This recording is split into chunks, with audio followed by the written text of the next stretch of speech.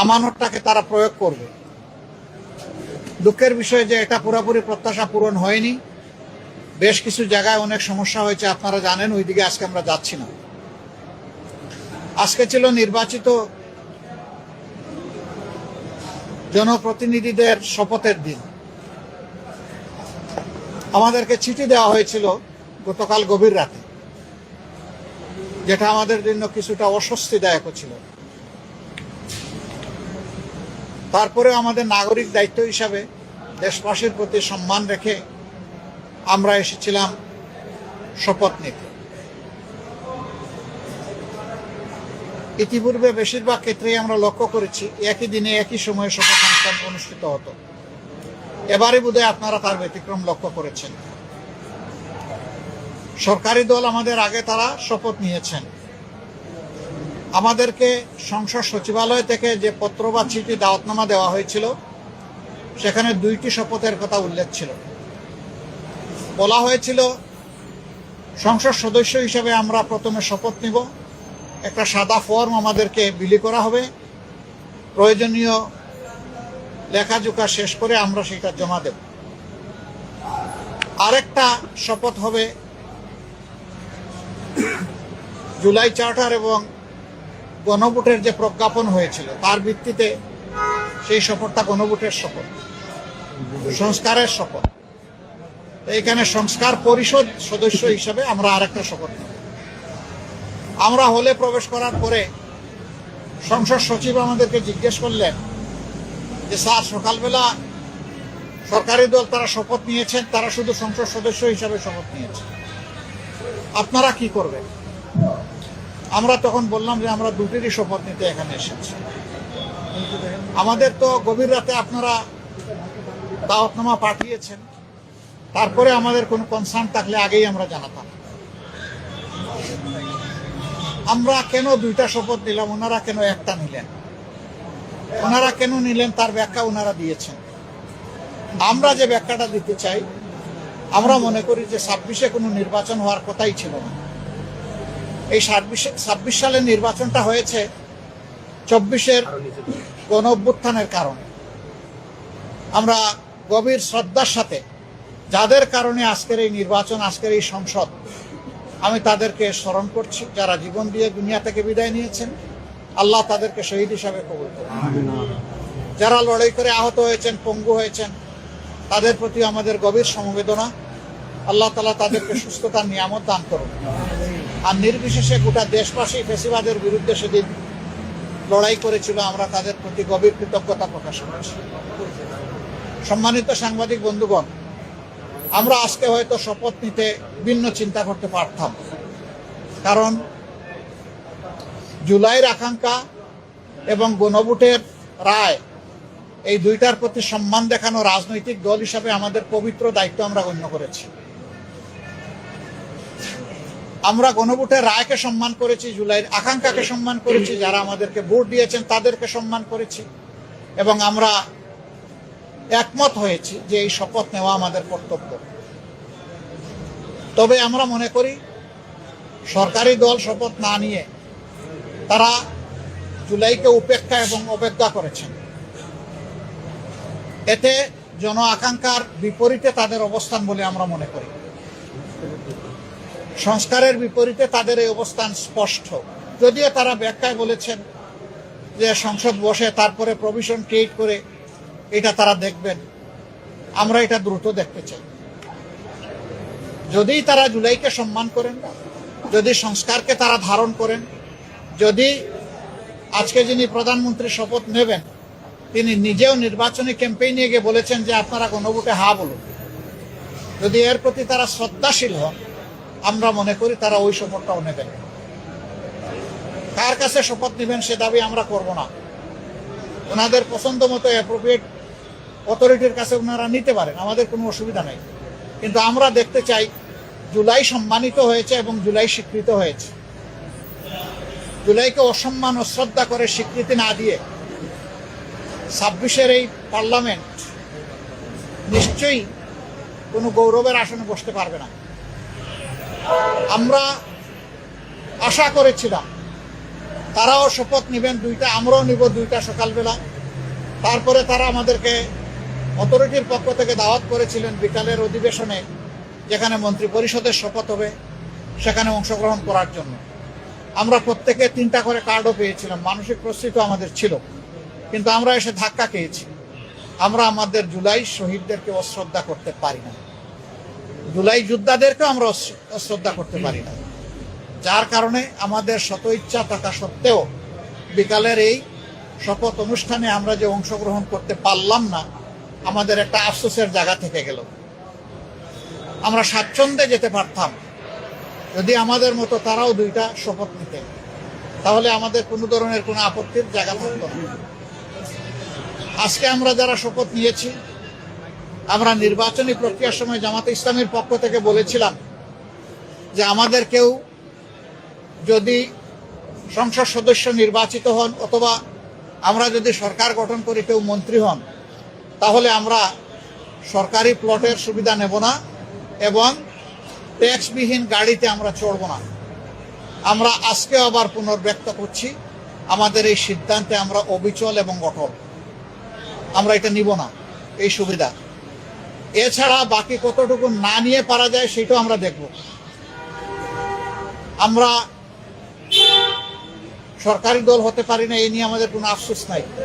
আমাদের আফসোসের জায়গা পরপর 3টা নির্বাচন ধ্বংস হয়ে যাওয়ার পরে জাতি বড় আশা করেছিল, যেভাবে উৎসব মুখর পরিবেশে তারা অনেকে ভোট দিয়েছেন, ঠিক তাদের ভোটের প্রতিফলনটা হবে যখন ফলাফল প্রকাশ হবে। কিন্তু সেখানে অনেক কিছু ঘটেছে, সেটা অন্য এক সময় আমরা বলবো। যার কারণে জাতির এই উৎসব ফল প্রকাশের সাথে সাথে মিলিয়ে গেছে।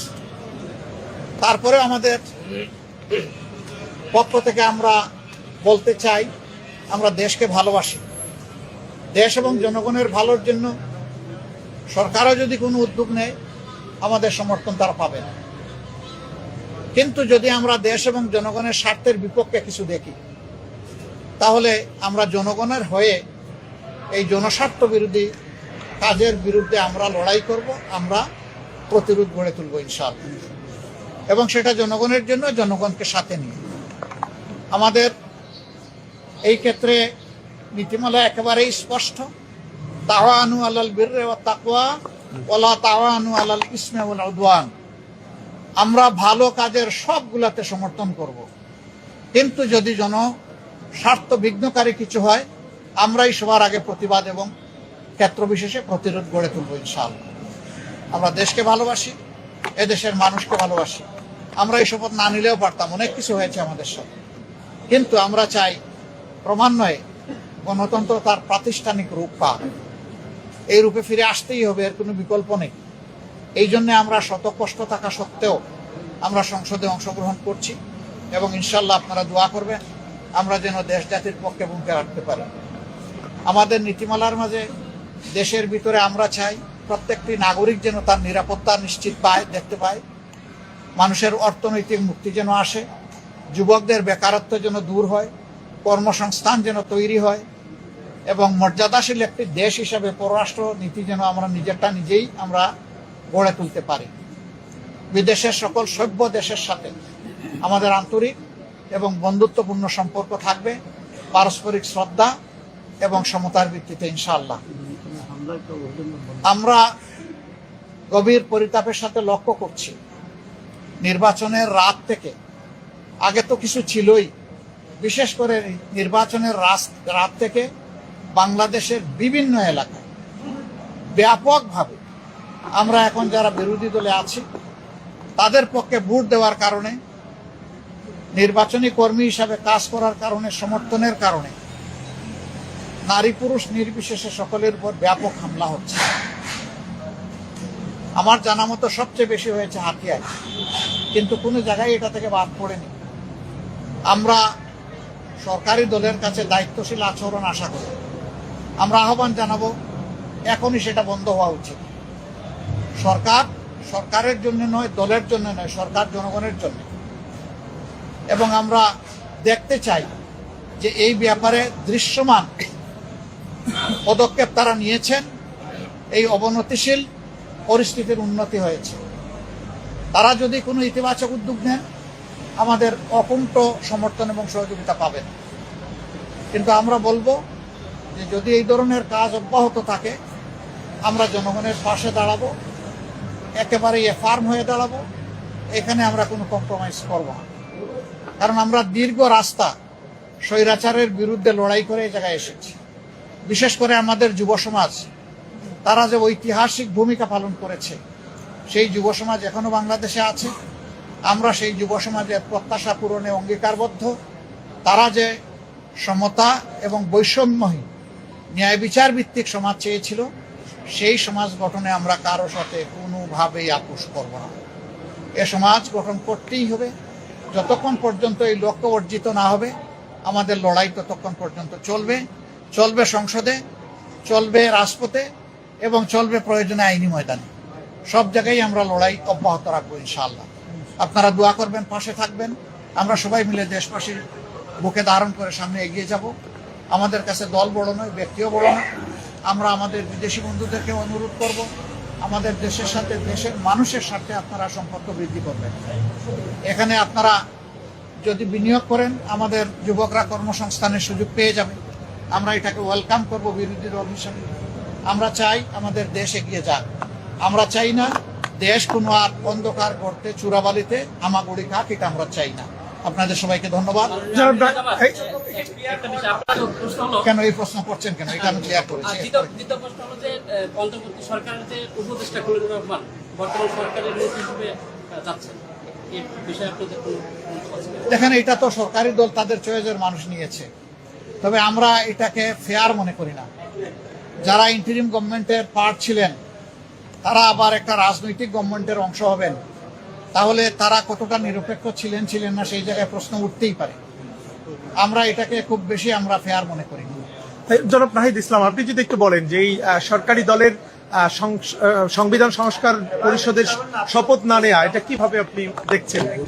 হ্যাঁ, আসসালামু আলাইকুম। আমরা মনে করি যে আজকে সরকারি দল হিসেবে তারা যে সংবিধান সংস্কার পরিষদের শপথ নিল না, এটা গণভোটের যে গণরায় এসেছে হ্যাঁ পক্ষে, সংস্কারের পক্ষে, সেই রায়কে বৃদ্ধাঙ্গুলি দেখানো হয়েছে এবং প্রতিশ্রুতি ভঙ্গ করা হয়েছে। সরকার গঠনের প্রথম দিনই যারা প্রতিশ্রুতি ভঙ্গ করলো, তাদের কাছ থেকে এই দেশ জাতি বা আমরা কি আশা করব, সেটা সবার মনেই প্রশ্ন তৈরি হয়েছে। এবং এটা শুধু রাজনৈতিক প্রতিশ্রুতি ভঙ্গ নয়, এটা কিন্তু আইনি সংকট এবং জটিলতা তৈরি করেছে।